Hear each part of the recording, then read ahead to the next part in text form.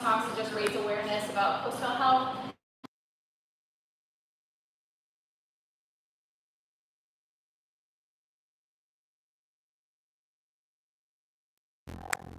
Chris, our speaker for tonight.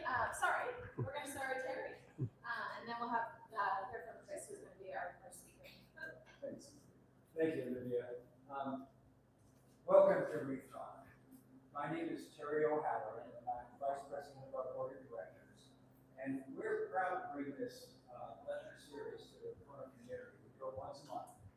And especially tonight, I'm excited with Dr. Chris Hawkins. I just call him Chris. He's our executive director. And he has been around Malama for a long time. He was on our board of directors. He's been involved with us for, I don't know, 7, 8, 10 years, quite a while. And so we're really excited that he accepted our executive director position. And we're proud to bring this community lecture series to Kona, and as you know, it's free to the public, and I'm so glad that you're here. Special thanks to Kona Maru. Olivia, thank you so much for the partnership and the support of the Malama Foundation. I got to give you the commercial, a little bit of the commercial part. That was part of the commercial part. Kona Maru has been a great partner and a supporter of ours. Reef Talks don't cost a lot, but they're not free. And our goal is to make Reef Talks self-sustainable. And what we mean by self-sustainable, it means that we want to break even.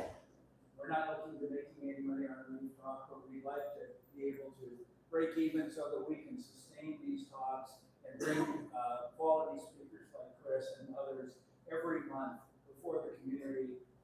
So if you enjoy the Reef Talk, and if you can, and there's a donation box out there. There's a QR code. You can go on our website and do a donation. Small, large, whatever, if you can contribute, it would be very helpful to sustaining ReefTalk and helping the Malama Foundation. If not, that's okay too. We're glad you came. And now I want to, Chris's professional, his professional experience is way beyond what I can remember. So I'm going to let him introduce himself. But again, our executive director, Dr. Chris Hawkins. Thanks, Chris. Thank you, Terry. Thank you, everybody. Terry said, I just call him Chris, and it reminds me how many meetings I'm at. And I don't know, maybe there's just something about me when I'm over at NOAA on Oahu or everywhere else, and I'm sitting in a conference room, and we're going around the table, and they're saying, well, what do you think, Dr. Smith? And what do you think, Dr. Johnson? What do you think, Chris? Like, okay, this is me, it's not a problem.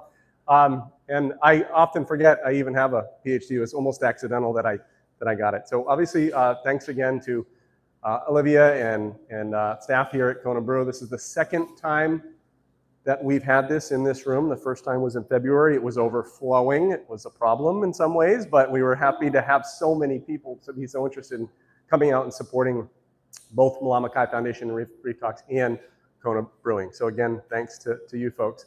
I have given some version of this talk to a number of university students here in Hawaii and elsewhere, typically graduate students. This is the first time I've given this talk to the community at large. So I've restructured it a bit. I've taken a lot of the jargon out, a lot of the academic focused slides. Probably gonna take 30, 40 minutes to get through. At the end, we've got some prizes here.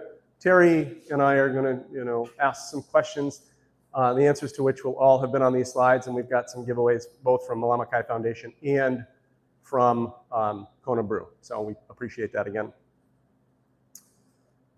So these are our introductory slides. If you've been coming to ReefTalks, these will be familiar. But Malama Foundation was established in 1991. This is our 35th year.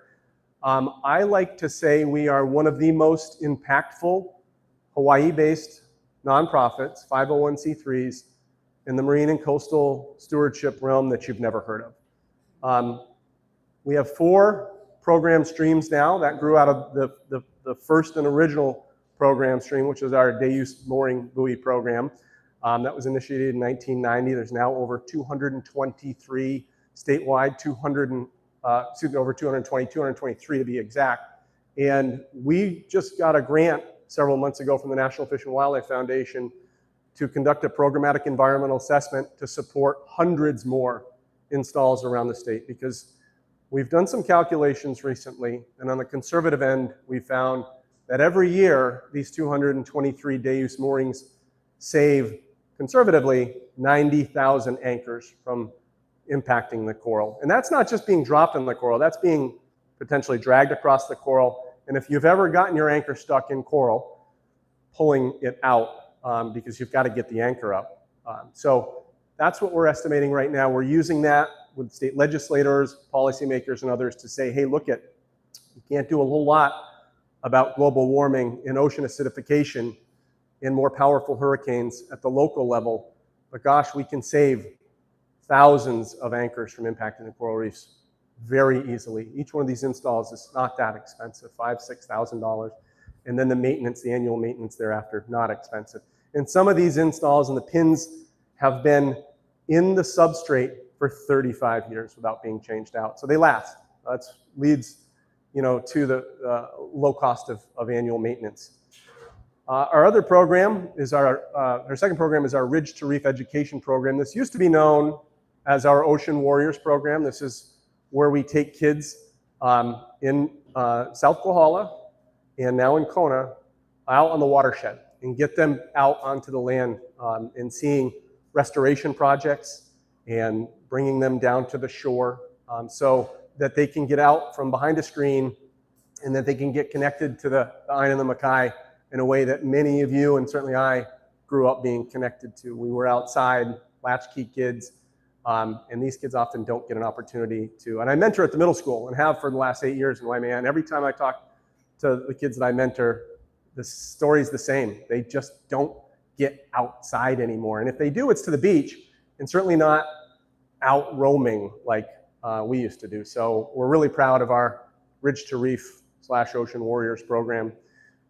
Last year was our inaugural George Wilkins Scholarship. We gave several $4,000 scholarships to high school seniors who are graduating and intending to pursue a career in a STEM-related field. And in particular, we were trying to find kids who intend to pursue a marine or coastal or fisheries STEM career. Now, you know, your programs change, what you decide to do. Sometimes you get a year or two in to your college education. You say, I don't want to do that. So we don't hold them to it.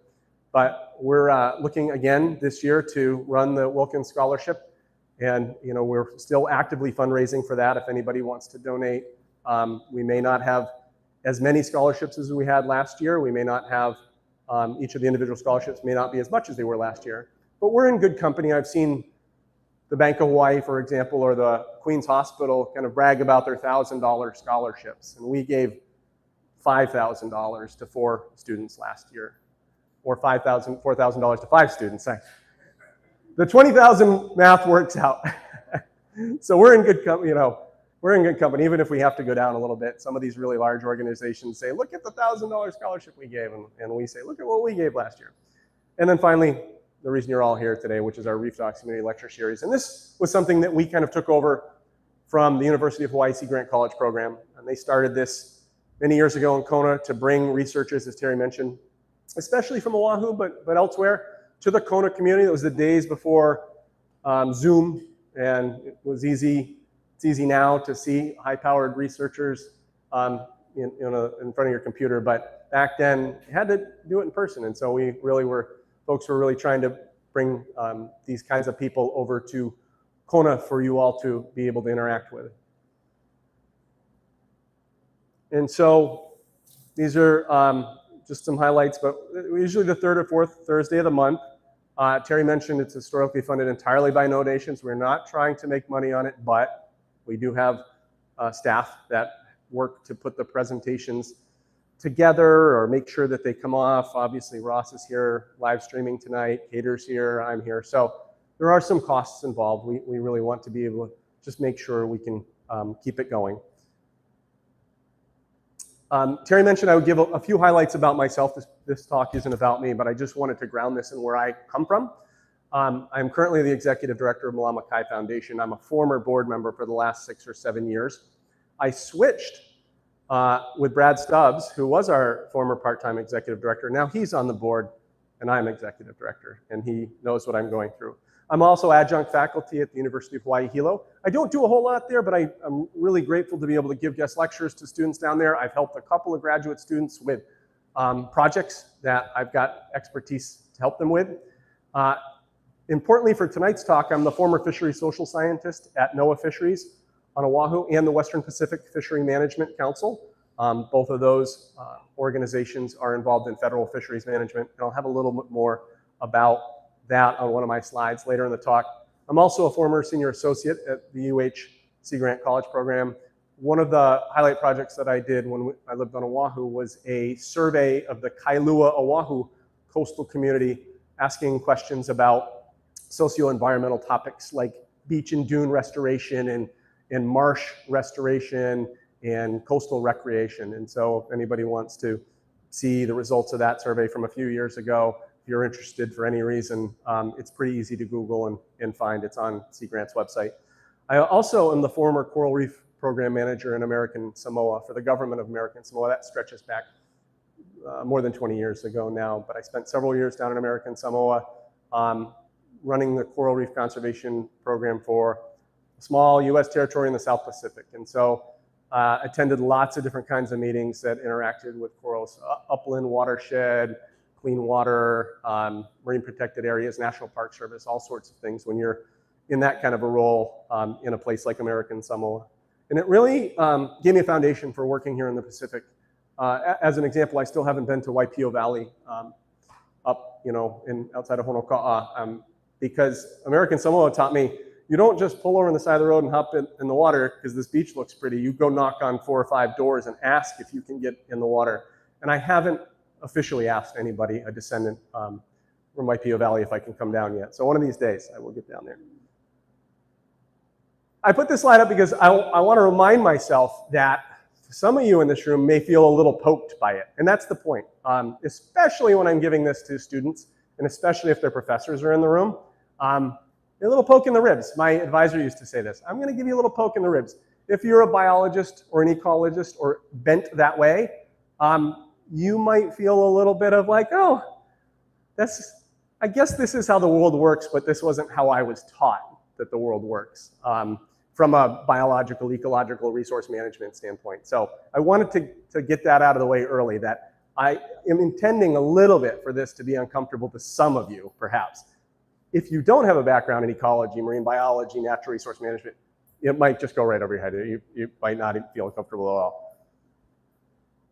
all. Some of you recognize the old Kodak picture here. This is what I mean when I say I'm gonna poke people. This is the start, maybe, of that poke. This is what generally folks think of when I ask people to talk about, give me your definition of the marine ecosystem management picture. Things like stock assessments and biomass estimates. Diseases, coral diseases, diseases of fish, migratory patterns and behaviors. We heard all about that in February from McKenna Shea about humpback whales. Impacts of hurricanes, the intermediate disturbance hypothesis, where coral reefs that have intermediate levels of hurricane activity at intermediate time frames tend to be more healthy and resilient than corals that get whacked every once in a while. Percent coral cover, right? Where biologists are always measuring percent coral cover. Want to know how much coral is out there on the substrate. Water quality, obviously. Movements of fish. Spawning aggregations. Where are the fish spawning? Where are the koa? Coral bleaching. So, in invasive species. These are the things that come up most often in people's heads when I say, can you give me your definition of marine resource management, what the picture looks like? And when you Google it, in fact, some version of this, and I did this a couple of nights ago, I did Google it, and 98% of the images that came up were some version of this. This is the marine ecosystem, right? You've got different benthic layers and levels. You've got different trophic levels. You've got all of the critters that I'm sure that you recognize. You've got, seamounts down here. You've got coral in the upper water layers. So something like that. That's when you are going to go be a marine resource manager, a marine biologist. This is what you are going to be trained in, and it's still today what you're going to be trained in. I'm not saying you're not going to be trained in. In fact, that's the problem. This is what you're going to be trained in. Well, guess what? Fish don't vote, people do. We don't manage nature, we manage human impact on nature. I love this weed. A weed is just a plant that hasn't hired a lobbyist. Trees don't file lawsuits, but their neighbors do. The hardest part of wildlife management isn't the wildlife. Science provides the what, but the community decides the why. That's one of the pokes that really gets some of the biologists and ecologists. They don't decide why. They can answer the what, they can provide how many crabs are in that bay or how many fish are in that koa, but community decides the why and the how much is enough, by the way. There's 24,000 or so humpback whales in the population segment that goes between Hawaii and Alaska. Is 20,000, 23,000 enough? Biologists might have an answer that differs to a community member. What's enough given the trade-offs that go into having more? There are always trade-offs. You're not going to maximize every single goal that we have for what the resource could and should look like. Coral's just a bystander in the human decision-making process. I love to put this picture up there. This is from one of my favorite humor columnists, Dave Barry. He used to be a humor columnist at Miami Herald, and he's written a number of books that are basically just compilations of his columns there. And the reason I put this up is because it speaks kind of graphically to what I was just talking about. You can understand everything there is to know about the system of sailing and of a ship. This is the ecosystem of a ship, most people would say. If I said, what's your picture of the ecosystem of a ship? It's all of these things, and you can study this for years. And I actually went to Massachusetts Maritime Academy, more on the steam turbine side of things than sail, but these are the things that used to be taught at Massachusetts Maritime Academy. But if you aren't taught about the rocks, you don't account for this huge thing, it doesn't matter. Plus rock equals 0. And that's where I'm headed with my talk tonight, which is you can know all there is to know about spawning aggregations, coral diseases, percent coral cover, migratory patterns of humpback whales. But if you don't understand the people side of it, and not just understand it, but bring it into the management and policy arena, a lot of times it doesn't matter. Plus rock equals 0. So my advisor used to like to say this: there is no stone tablet that we're going to uncover that says the ecosystem should look like this. We know what the ecosystem looks like today, but what should it look like? We know what it did look like pre-contact, pre-native Hawaiian, ancient Hawaiians. We largely know what it looked like. We've got examples from other islands that are uninhabited. We could manage for that, but there's no stone tablet that says that's what we should bring it back to. And we know that's really impossible anyway, that the costs and the societal trade-offs are just don't make that impossible. So really the question, and again, this is from my PhD advisor, is what ecosystem does society want and with what costs and trade-offs? Yeah, we could restore this whole coastline to pre-contact, but we'll have to take out every hotel and every road and every coastal home and every coastal resource user and every scuba diver and every snorkeler. I don't think society is willing to live with those costs and trade-offs. So it's the attitudes, it's the motivations, it's the behaviors of people that folks in the marine resource management realm are really interested in understanding and influencing. And so understanding, and there are ways of understanding, right? And we don't think of them in this way, but these are the typical ways of understanding. You might understand or know something by your own intuition, which is based on your experience. When you're little, your way of knowing the world largely came from an authority figure, typically your parent or an elder. They told you how it was. You didn't have to think for yourself. It was a simpler time. My kids do not appreciate that. Faith, also an authority figure in a lot of people's lives. Faith guides and tells them and gives them an understanding of their world. Experience, tradition, which wraps into the elder and the authority. Some of these things overlap and interconnect. And then science. Science is simply another way of knowing, but it's different from the other ways of knowing. What is science? Science is a way of knowing via a systematic process that organizes the knowledge through testable explanations and predictions. It relies on some mix of representativeness, which is if I were to want to survey the residents of Kona on a particular topic, raising taxes, let's say, and I only surveyed 18-year-olds, is that representative of what the entirety of Kona were to say if we were to do a census? No, of course not. If we only surveyed over 65, if we only surveyed males or females, no. So we try to get a good spread. Reliability, if I put the survey in the field again, I did my best to get the representative, and I put the survey in the field again next year, would I get largely the same results? If I would, then I have a reliable method and a reliable survey instrument. Are they valid? If I were able to get a census of everybody, if I were able to get everybody, would my sample reflect everybody, the census?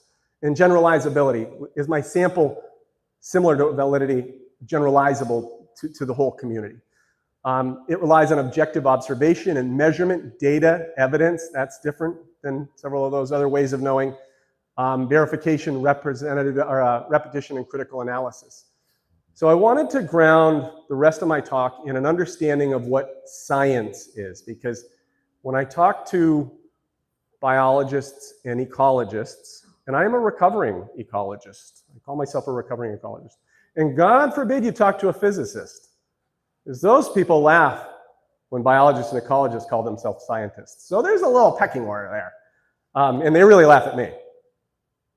But this is science, and so if you are utilizing these concepts in a systematic methodology to study something, you are undertaking a scientific enterprise. I don't care what you're studying. If you're doing it in this way, you are doing some form of science. So let's just do a quick check-in. What I've hoped to have made you aware of and perhaps started to convince you of is that the traditional marine resource model, that picture that I put up, the Kodak picture, it doesn't integrate important, relevant social, economic, and legal systems, and importantly, the values into managing the resources out there. It's society that determines budgetary priorities. All of these resources are managed by state, and NGO, and federal staff, and there are budgets that are put together to pay those people, and budgets that are put together to pay for the big white ships that NOAA sends out to do the research, and the scuba divers, and all of that. That is paid for through municipal, county, state, and federal budgeting processes. So when I hear folks tell me that the social sciences or anything is truly important to them, especially in a resource management context, I say, show me your budget, and I'll tell you what's important to you. Because I guarantee you, the folks that say social science is very important, especially if they're at the agency leadership level, if I look at their budget, there's a little bit of a disconnect going on there. And these priorities, these budgeting priorities, as you know, are implemented through the political system. So that's happening on Oahu right now at the Ledge. They're in conference, rectifying the House and the Senate versions of the various pieces of legislation that have funding attached to them this year. So this is an out-of-cycle year, so it's not quite as much as it would be if it were an in-cycle year, but that's what they're doing right now. And as I mentioned earlier, science is often equated with ecology and or biology. It's simply a method for studying lots of different kinds of phenomena and attributes. Attributes like the kinds I'm going to talk about in the next couple of minutes, but attitudes and motivations and perspectives and knowledge, those are attributes we all have. My training in the quantitative social sciences, and I'll talk a little bit about quantitative and qualitative in a moment, my training is the Kennedy and Thomas model. And J.J. Kennedy was the former head of the U.S. Forest Service, and he and Jack Ward Thomas came up with this model in the 60s, 70s, early 70s. And I've got a graphic representative of this, I think on the next slide. But it shifts the focus from managing sort of the isolated biological components that I put up there in that Kodak picture to managing the intersection of social, economic, and ecological subsections. We call these the human dimensions. If somebody says to you, I'm a human dimension specialist, they're a social scientist. That's as opposed to the biophysical dimensions. A social scientist is a practitioner of the human dimensions of natural resource management. And traditional models treat the environment as some separate entity that needs to be fixed or you know, in some way technically managed for. But Kennedy and Thomas argue that it's really a system of competing values that needs to be understood and managed for. And if you don't have the right sort of mix of staff, and if you don't have the right budgetary priorities in terms of research, you're only kind of going to get one half of the picture. You're going to be, I often say, you're going to be managing the resources with one arm behind your back. And so this is really what the Kennedy and Thomas ecosystem model looks like. It's these 3 or 4 systems. I tend to pull out the political system kind of as separate from the social system. I tend to make it 4 systems. But the real important thing here is that none of these things exist in isolation, and they all interact with each other. And so in the early 70s, well, especially in the late 50s, 60s, and into the early 70s, people got tired of the rivers catching fire. They got tired of seeing dolphins slaughtered, and they got tired of rampant development impacting the terrestrial and the marine environment. And so they demanded, through their representatives in Congress, that things like the Environmental Policy Act, the National Environmental Policy Act, and the EPA be created. They demanded that the Endangered Species Act be passed. They demanded that the Marine Mammal Protection Act, the National Marine Sanctuary Act, the Coastal Zone Management Act be passed. And Congress responded and did it. I'm not sure we could do that today, but they did. A lot of things happened in the early to mid 70s. And this wasn't just Congress humans waking up one day and deciding to write big pieces of legislation that were going to fundamentally change how society interacted with natural resources. This was driven by social pressure. It was driven by movements. It was driven by imagery of the Cuyahoga River catching fire multiple times. That wasn't the first time, many times. The Florida Keys National Marine Sanctuary Act was passed by Congress in 1990. Most national marine sanctuaries aren't passed by Congress. They don't have a congressional enabling statute. That one did, because in the space of 3 weeks in 1989, 3 large ships ran aground in the Florida Keys, and it became socially unacceptable to not have a sanctuary, and the pressure was put on Congress. So they created the sanctuary via congressional act. And so this is really the ecosystem to me. I don't even have the community on here because it would be so crowded and be so probably illegible. But it's the people, the habitat, and the critters, and the water.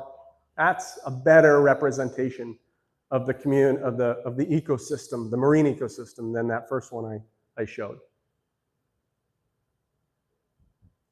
And so I've alluded to a little bit about the concepts and themes that social scientists like me operationalize, the things that we seek to understand, and as I say here at the bottom, the application of the theories to help understand them and bring the information into the policy arena, so managers, resource managers, can use it to try to balance those trade-offs that they have to do when they are writing regulations, and when they're writing rules, and when they're enforcing those rules. And so the big ones are knowledge, perception, attitudes. We often call that KAP, the knowledge, attitudes, and perceptions. So if you ever hear somebody say they're doing a KAP survey, that's predominantly what that survey is going to be about. The values, the motivations. Motivations is a big one. You know, there's a gulf between people's attitudes and their motivations and their behavior. We think a lot of times if we just understand somebody's attitude towards recycling, that the resulting behavior, if we were to kind of hide in their bushes and with a pair of binoculars and stake them out and see if they actually recycle, well, you might be disappointed a lot of times when people say they don't litter, or they don't impact coral, or they don't do this, or they don't do that. A lot of times they don't intend to.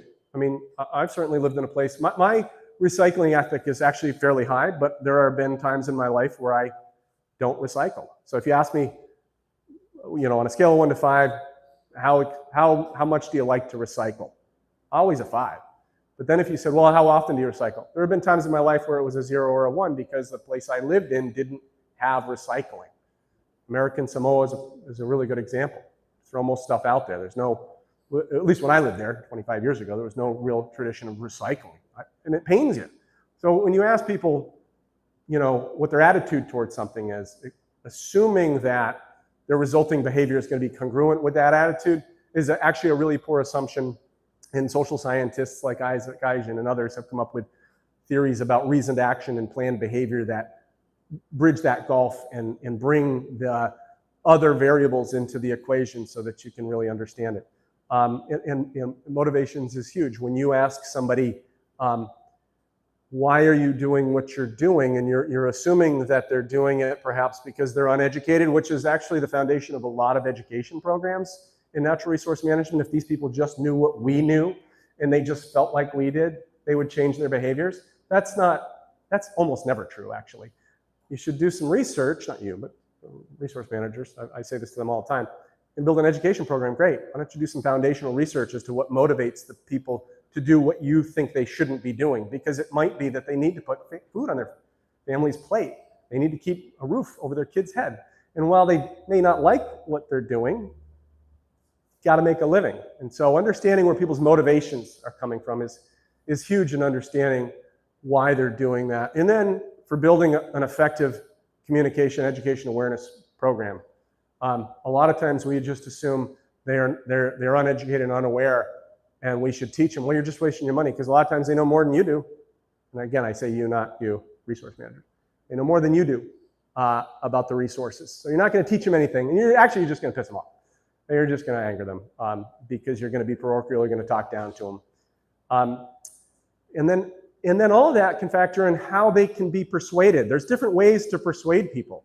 Petty and Cacioppo have a great model called the elaboration likelihood model. There's a whole book about it where you can persuade somebody through what's called the central route, which is facts, figures, statistics.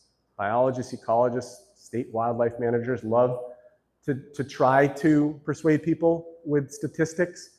Or you can persuade them through the peripheral route, which is the emotional route, through the heart.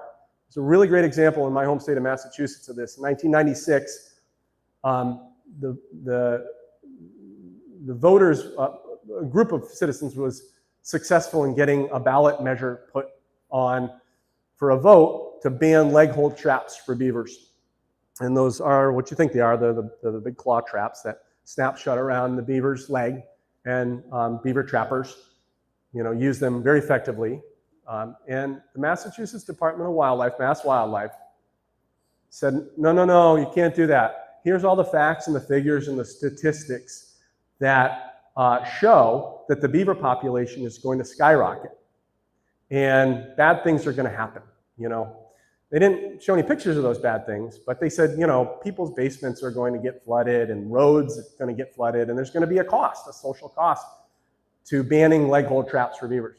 Well, People for the Ethical Treatment of Animals put Sarah McLachlan's song on a TV commercial, and your poor little Fluffy the dog chewing its leg off to try to get out of the leg hold trap. How do you think the public voted?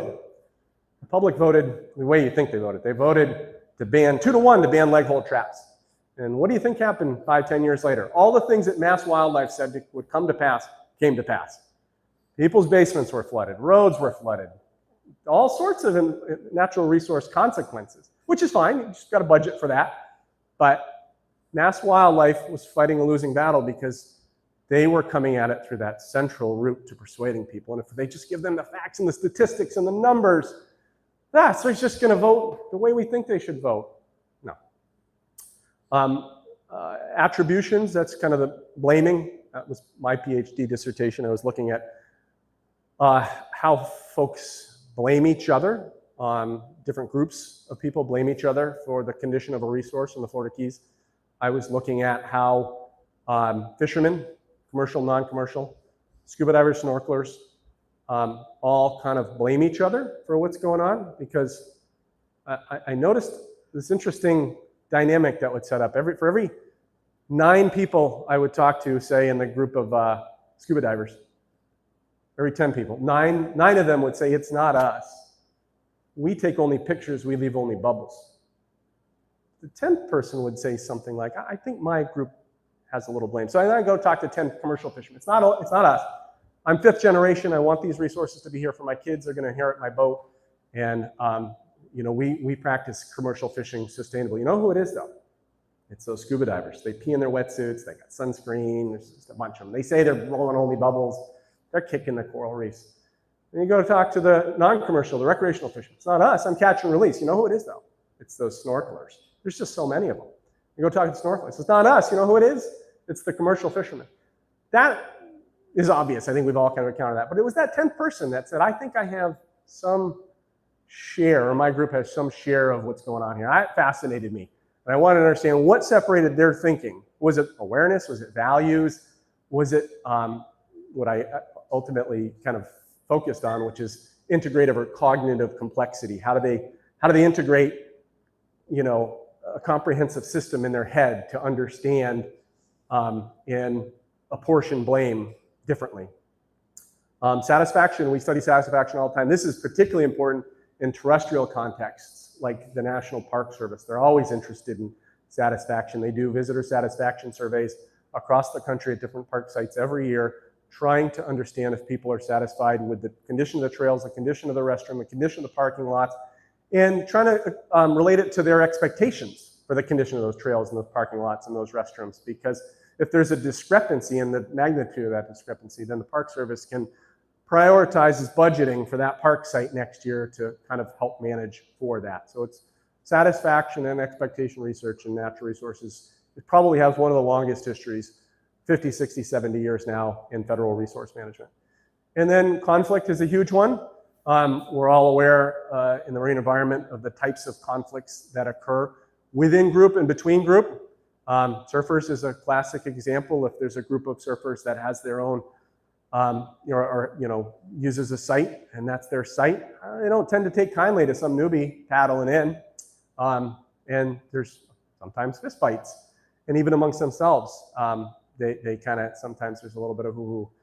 And certainly between different kinds of groups, there's a lot of conflict. And there's conflict in the terrestrial arena as well. If you are out on a nice peaceful hike, you don't want to hear a dirt bike coming up behind you.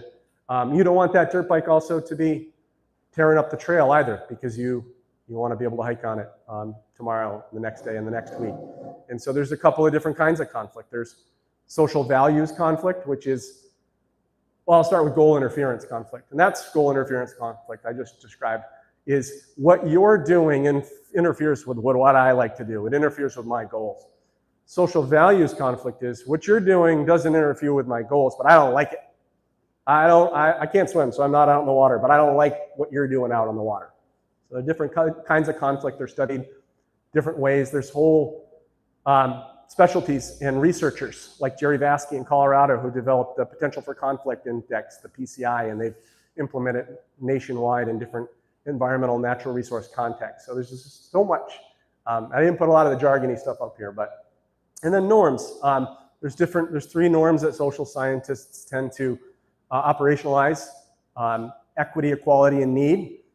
Equity is typically used differently by people like me than it is by the general public. Equity in a social norm context is you get out in proportion to what you put in. That's equity. I often hear people using equity as if it's equality. Everybody should get an equal slice. That's equality. That's the equalness. And then need, people should get according to what they need. So there's different norms that we study as well. So these are the main things that somebody like me went to school and studied a lot of literature and took all the tests and did a Ph.D. dissertation to operationalize a couple of these. These aren't the only ones. These are the big ones. Like if you picked up a Human Dimensions of Natural Resources textbook, it's really going to be centered largely around these. And I wanted to spend some time on this slide because this is really the heart of it. If you've never thought too deeply about the social sciences, you certainly probably haven't understood what it is that we social scientists are trying to understand and why and bring it in. And that there is a rich literature and a rich research tradition around each one of these concepts and frameworks.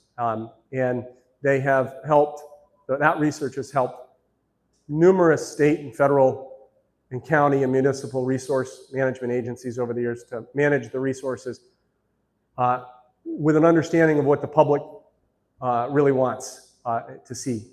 And it's not to say that the public's right. It's not tyranny of the majority. It's just to understand where they're coming from and to understand if there what the gulf might be to try to persuade them that this isn't normal, that this needs to change. And that's where advocates come in some natural resource managers. But if you don't have that foundational understanding of where the public's at, and I've seen it many times in my career, a biologist walks in the room, an ecologist walks in the room, and they give a presentation and they are booed out of the room. This happens to the National Forest Service all the time. Now, foresters are an interesting bunch. Those folks go to school. I was in an academic department that had a forestry program, and they had what I called the uniform: Carhartt pants, Carhartt shirt, Carhartt vest. and they learn how to count owls and count tree rings, and that's great. But then if they're good at their job, they get promoted to a district manager position, and now they're in the front of the public, and they're getting screamed at, and they don't know why, because they're like, I'm just trying to save the owls in the trees. And the public is just irate at something that they're trying to do that may cut off access or whatnot. And there's a whole book called Dealing with an Angry Public that talks about this. And so, and again, this is all about the application of these things. There's many slides I could talk about, and I actually took them all out, about survey methods and how to implement a good survey and how to implement good focus groups and how to implement good one-on-one interviews with communities and stakeholders. But I think it was enough just to kind of point out the major kind of topics that folks like me are really geek out over, and that the biologists and the ecologists, this is not their realm, and they don't want it to be, and that's fine. My realm is, you wouldn't want me out there doing a survey of fish just because I have a PhD in environmental conservation. I don't know how to do that. That's the realm of the biologist and ecologist. And I hope I'm not disparaging them, because they're both necessary. They're both necessary. It's just too often one is present and one is not. And so I told you I'd talk a little bit about qualitative versus quantitative. I'm a quantitatively trained social scientist. That means I tend to be more interested in the representative samples, generalizability, reliability, validity. I want to really have a high level of confidence that the data that I'm presenting to policymakers represents the community from which it's drawn, whether it's a community like Kona or it's a community of participants, a community of interested parties, scuba divers, all scuba divers on the Big Island is a community. And so if I were to survey that, I would want my methods to have confidence in p-values and statistical significance. And so, that's why I say here we're interested in representative and reliability. We use inferential statistics, we use models, we test theory, we establish causality and correlation. We conduct experiments, just like biologists do. We embed experiments within surveys. We do pre-test and post-test and factorial design. Qualitative social scientists, which I'm not trained, are really important. And there often is sort of a little tension between the qualitative and quantitative folks, and I think that's too bad. The qualitative folks are really the tip of the spear. I need them. I need them to go into the community and spend time. Resource managers may not take data as gospel from 3 fishermen. They're going to want that representative sample. But the qualitative social scientist is going to spend a year with those 3 fishermen and really drill down into their family history and their life story and their experience with the decline of the resource over 60 years. And they're going to come up with the theory called grounded theory. They're going to come up with it, and then I test it. And then it's a feedback loop, and then I help them improve it. I often say what I would love to have, and this never happens. I don't know that that's ever, I'm sure it's happened, but I've never experienced it. I would love to have a student who's interested in being a social science practitioner at the university level, the agency level. I would like to have them do their master's degree as a qualitative social scientist and come up with the theory and spend that time really understanding whatever it is in that rich way, and then graduating to a PhD program and testing their theory in a quantitative way. That, to me, would be the most well-rounded social scientist. I am not a well-rounded social scientist. I don't have the methodological training to do ethnography, to do any of that real participant observation that are at the heart of the qualitative social sciences. And those are the anthropologists, typically. On the quantitative side, those folks are more the political scientists, the social psychologists, the rural sociologists, the economists. And so maybe that helps a little bit. Somebody who's trained in anthropology is typically a qualitative person. There are quantitative anthropologists, but it's more often than not, they're on the qualitative side. We're getting towards the end of my talk. I I could have a whole presentation about the legal and the policy mandates that require social science in natural resource management. They are many. They are in the form of laws, of statutes, of regulations, of executive orders. Executive orders around environmental justice, executive orders around economy. But one that I really like to point to, because I'm a fishery social scientist first and foremost, is 50 CFR, Code of Federal Regulations 600-345. And that is, and most fishery managers don't know this, that is around choosing the best management alternative. If there's a problem out there with a fish stock, and the NOAA Fisheries and the Western Pacific Council folks kind of examine the issue and they come up with 5 different alternatives that'll get the job done, if all 5 of those alternatives would have the same conservation outcome, then by law, those folks are required to choose the alternative that minimizes impact to the fishing community. They never do it, and no one ever sues them on it, but they never do it. They never show that, okay, we've come up with 3 alternatives, all 3 of them, you could throw a dart and pick any one of them, and it'll have the same conservation, same biological, ecological outcome. Well, we better than adhere to the law at 50 CFR 600-345. And it's really about the participation of the people. Managers must consider their sustained participation in the resource harvesting.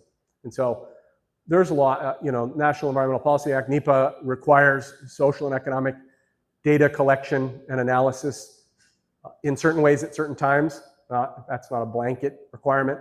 The National Marine Sanctuary Act, the Coastal Zone Management Act, all in state acts too, all require. Now it may be loosey-goosey. You may have to kind of read it a couple times. This is, I think that's requiring me to collect some social and economic data. I need to read that again. Because it's not often spelled out like this. And who's going to go to 50 CFR 600-345 unless you're a fishery social scientist and point this out to anybody who will listen many, many, many times. I get it. And so if you go through these programs, these natural resource training programs at undergrad, graduate level, they don't teach any of this stuff typically. Especially if it's just sort of a holistic ecology, general resource management. I've got 3 degrees in coastal zone management, coastal resource management. I never took a class or required to take a class on the Magnuson-Stevens Fishery Conservation and Management Act. Never once until I got to my PhD, did somebody say any of the stuff that I've talked to you tonight about. Not once. I had 2 degrees by then, and nobody had ever talked to me about the question being, what ecosystem does society want with what costs and trade-offs? Biologists don't talk like that. There's a whole book called Playing God in Yellowstone, all about this. And that's primarily a product of the progressive era. And if you know anything about social eras, progressive era, 1885 to 1925 or so, where a lot of these disciplines came from, and we trained technical experts to do technical things for us. The National Park Service came into being in 1872, I believe, with Yellowstone National Park. And all of a sudden, the universities said, oh, we got to train wildlife biologists. And of course, they were trained back then to have as many deer to hunt and shoot as possible, and as many caribou and as many elk and all. And my wife's grandfather was appointed head of what was then the Fish and Wildlife Service by President Kennedy. But his whole job for the state of Washington was to poison lakes in the 50s to kill all of the native species so they could stock them with steelhead. That was his job as a fishery wildlife biologist. And no, they don't train like that today in terms of that, but they still train in this progressive era, where if you know about the fish and you know about the water quality and you know about spawning aggregations, you'll know everything you need to know to be a successful resource manager. And I hope I've convinced you that that is not the case, that every wildlife management, natural resource management, environmental management course at the undergraduate and graduate level needs to put almost equal, maybe more weight in what I've been talking about tonight to train their students. There's 350 million people in the United States these days. And they all think that and they do have a say in how resources are managed, how their tax dollars are spent, and whether or not they're going to adhere to a regulation or a law that they don't feel makes any sense. And so that's really what resource managers should be trained to understand and think about and appreciate today. We're still not doing it. When I was graduating from the University of Massachusetts Amherst, the department underwent that last year called an AQUAD review. They have an external group of people that come in and review the curriculum. And my advisor, not coincidentally, that was his last year at University of Amherst. He went to East Carolina University. My advisor sat on that AQUAD review and said all of this. So we're not training these students for the real world, for the jobs that they're going to take up. The AQUAD review was made up of a bunch of biologists and ecologists from other universities who said, oh, your department needs to teach more biology and ecology. You need to get more biologists and ecologists. And you need to steer more heavily into that. And they did. And now that department, I assume I've been away for years, but you know, the two social scientists who are there, they're not being there anymore. They left. So it's still a problem.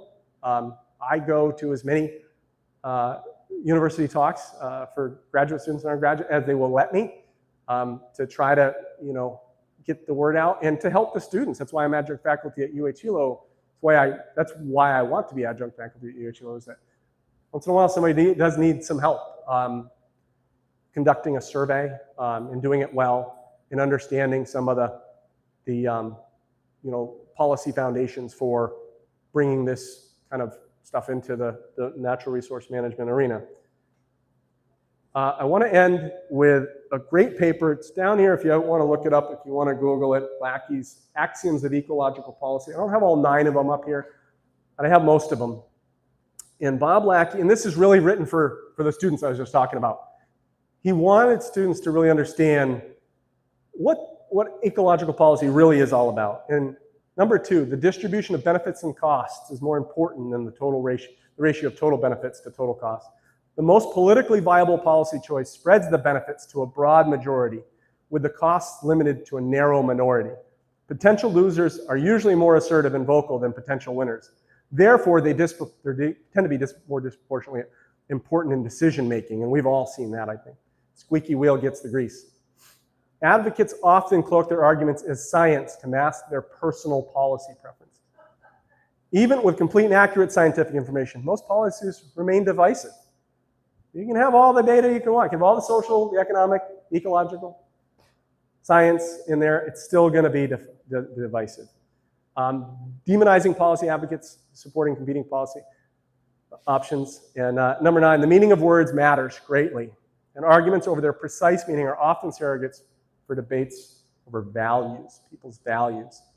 You know, the times where I argue with my wife, it's often about our competing values on something more than it is our understanding of it or ultimately how it's going to impact the household. And you don't talk like that. Oh, your values are different than mine in this case.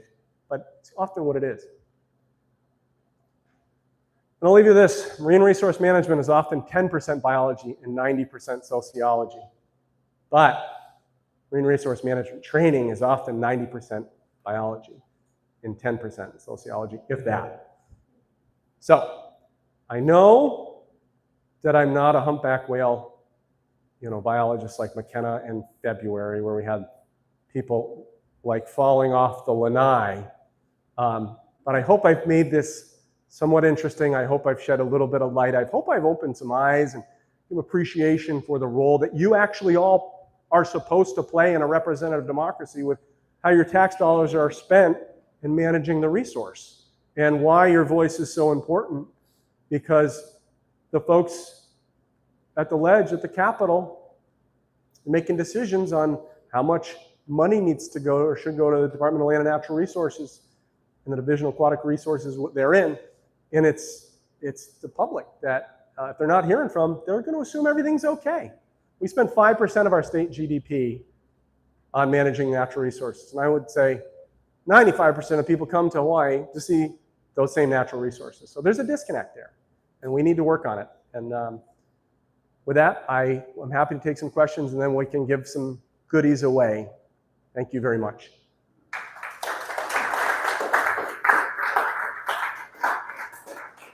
Ross, could you give this mic to anybody who wants to? Anybody have any questions or observations? It doesn't even have to be a question. It could be like, yeah, I still don't buy it. You sound like you're really selling it there, Chris, but I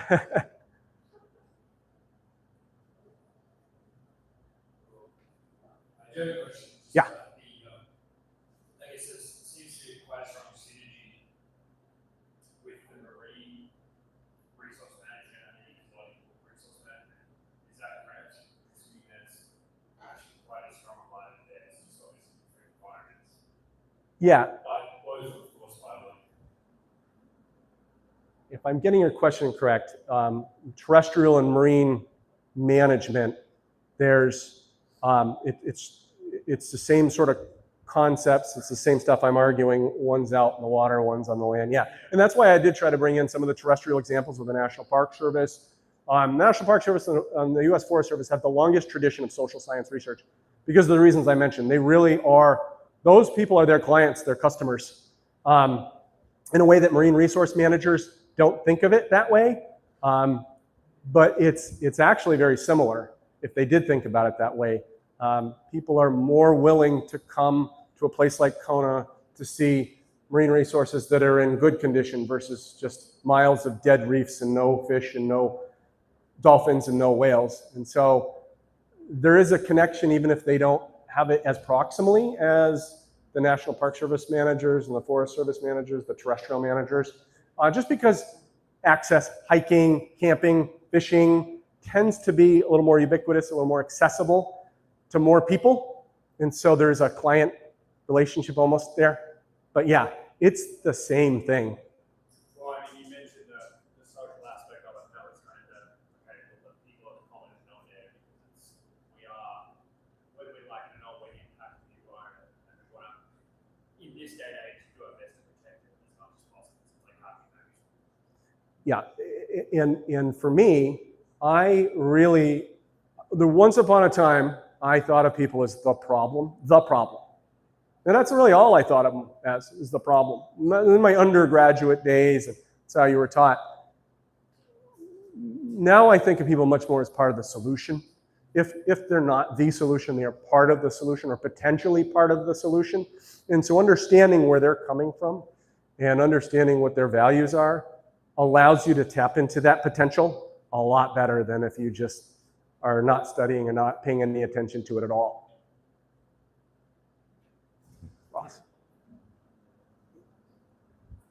So I have a question from somebody in the live chat that wants to know, excuse me, if you have a position or opinion on the AQ trade and management approach currently examined by the development. I think it might be aquarium trade. Yes. I am not going to answer that exactly and formally and officially, especially as I'm up here representing Malama Kai Foundation, and I do not have the mandate from my board to insinuate any kind of stance from Malama Kai Foundation. Several board members are, not in favor of it. What I will say is that I understand that several environmental assessments have been conducted about that fishery. And I also understand from folks, some folks are very concerned about the validity and the reliability of those assessments and the information that went into those assessments. And so I haven't dove deep into those assessments personally yet to really get my bearings as to where I personally, not as Malama Kai Foundation Executive Director, will come down on that. I have started to want to really look at the environmental assessments deeper because I will be honest with you, a few years ago, my first inclination was to trust the scientists who put together those environmental assessments because that's just the tradition I'm from. Having talked to more people in the community, it seems that there may be some information that's missing from those assessments that may potentially change the outcome of the assessments, and I would want to look more closely into it. It's interesting to see the pivot low-key pivot right now to rearing some of these species in captivity, not just here in Hawaii, but over in Hilo. I took a tour of the facility a few weeks ago where they're rearing not yellow tang, but other species of aquarium value. They're learning how to rear them. And there are other places in the world that have hatcheries. And hatcheries could be an interesting topic for, hey, let's take the 10 most important ecological species on the Kona coast and raise them in a hatchery and put them back in the water. You know, maybe we spend more on that than and less on, you know, people's salaries, trying to manage the resources and enforce the resources. I'm not advocating for it. I'm just saying it's an interesting thought exercise. Could we do it? How much money would it cost? Could a big donor come in and build a hatchery down the road and we rear these species if we knew how to do it? But that's just an aside to that question. But I think to kind of reiterate, where I'm at right now is I have more of a interest in really pouring through the environmental assessments than I used to have to understand where the detractors are coming from, because I would hate to go around saying we should just trust the science. There's been 2 or 3 environmental assessments and they found the aquarium fishery sustainable, and then only to have, you know, finally get into it and go, oh, I shouldn't have said that. I hope that answers your question online. I don't want to take any kind of stance that would, you know, speak for my board members. And they are obviously are free to advocate on their personal behalf to county and state legislators on this and other issues.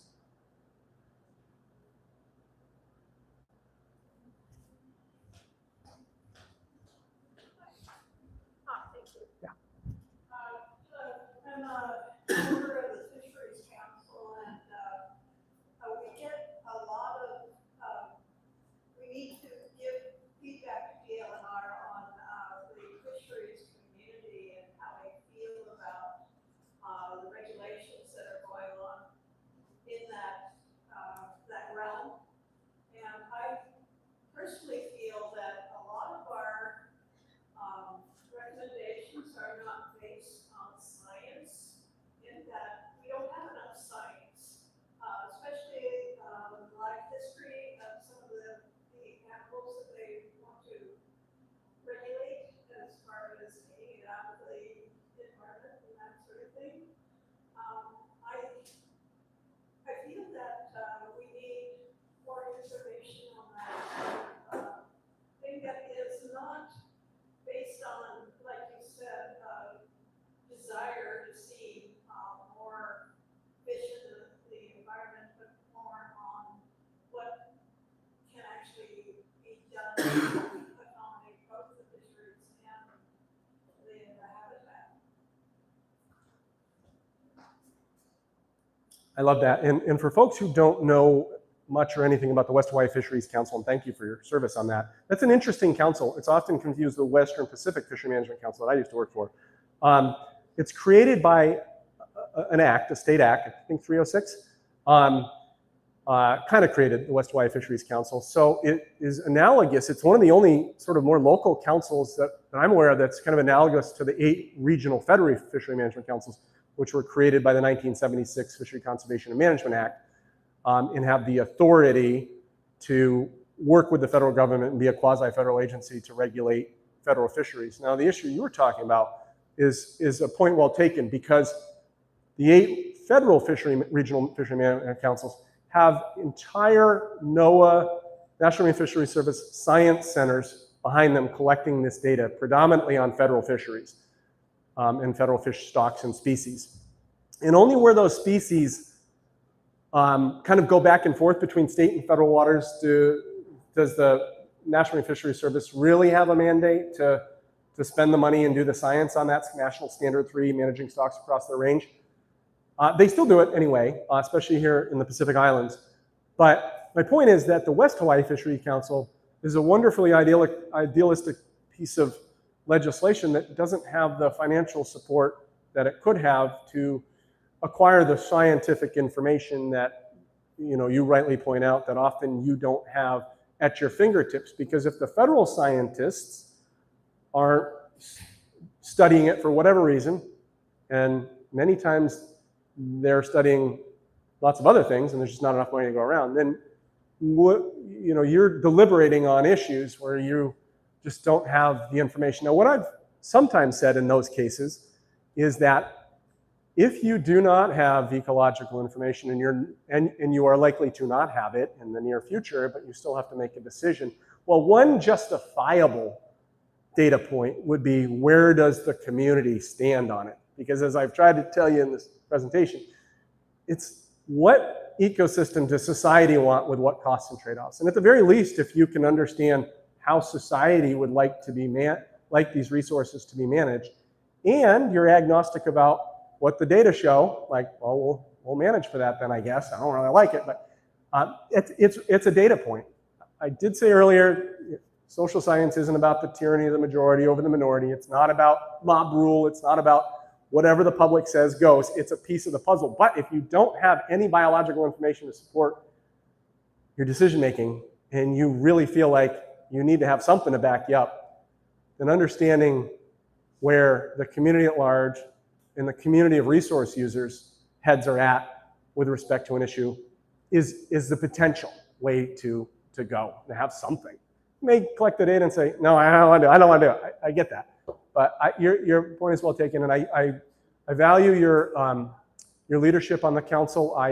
Malama Kai Foundation is the fiscal sponsor to the West Hawaii Fisheries Council. We do have $5,000 in our account for you. I've been talking to Chris and trying to get together with him to see how we can get it out of our account, and you guys can have a pizza party or whatever. Your $5,000 isn't going to get you that data that you want, but it probably could get you some coordination, some facilitation, meeting facilitation, venue services to convene, maybe some smaller group meetings that you haven't been able to do for various reasons. You got 5,000, so come talk to me.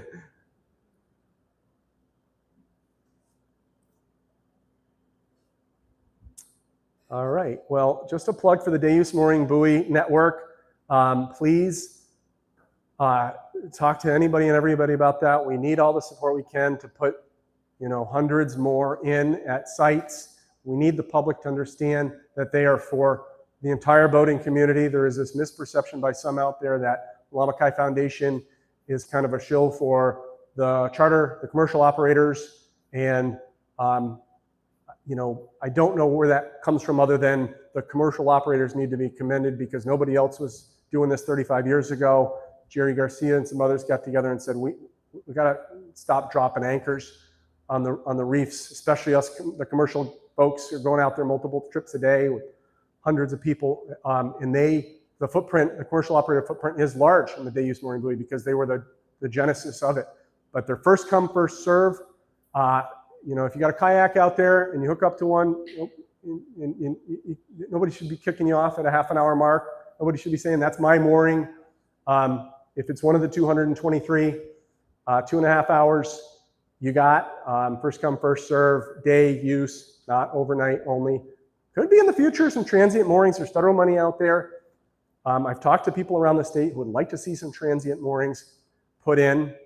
It's possible Malama Kai Foundation could be part of that picture. That would be a board decision, but we're certainly in a good position to install and maintain those mooring buoys as well. And so they are subsurface. There is a reason for that.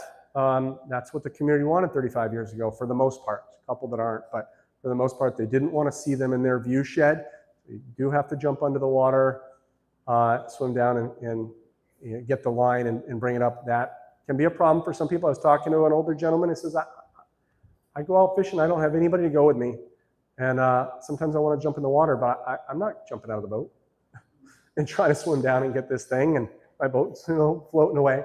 So we understand that. And the future could be different depending on what the community wants for the future of the Day-Use Mooring Buoy program. But that's what it is now, and it's for everybody, for all boaters.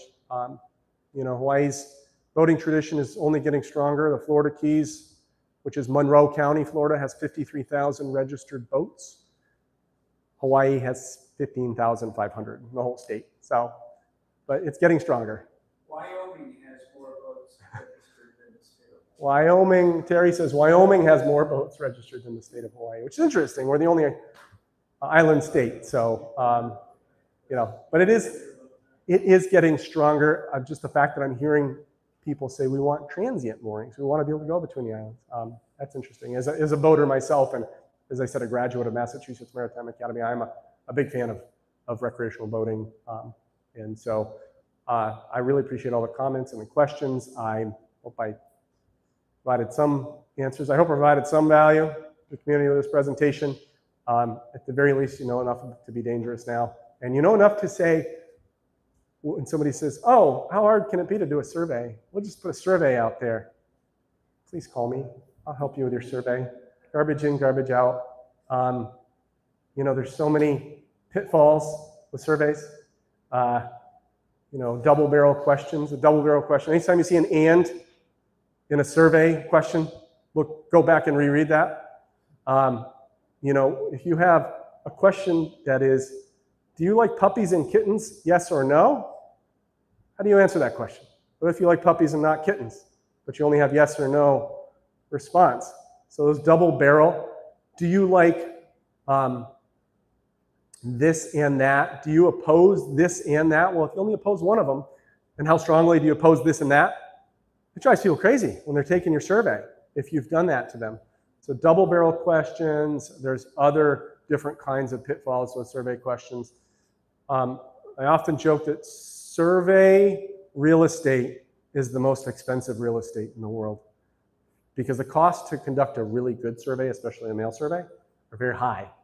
To do it right, you can do a cheap job, but again, garbage in, garbage out. But to do it right with it's called the Dillman method. Every survey question has to be well thought out and has to be well written to get the data that you want, because it's hard to redo it. And it's happened to me. When I've gone back and the best of, you know, I thought I and others had really scrutinized every question well, and we saw one that ended up being kind of a bonehead question. And so we're not immune, but it can definitely help, and I'm happy to help with surveys. I kind of geek out on surveys. So thanks very much. And we got some questions. Ross, could you help me? Could you help me? Yeah, with distributing some things to the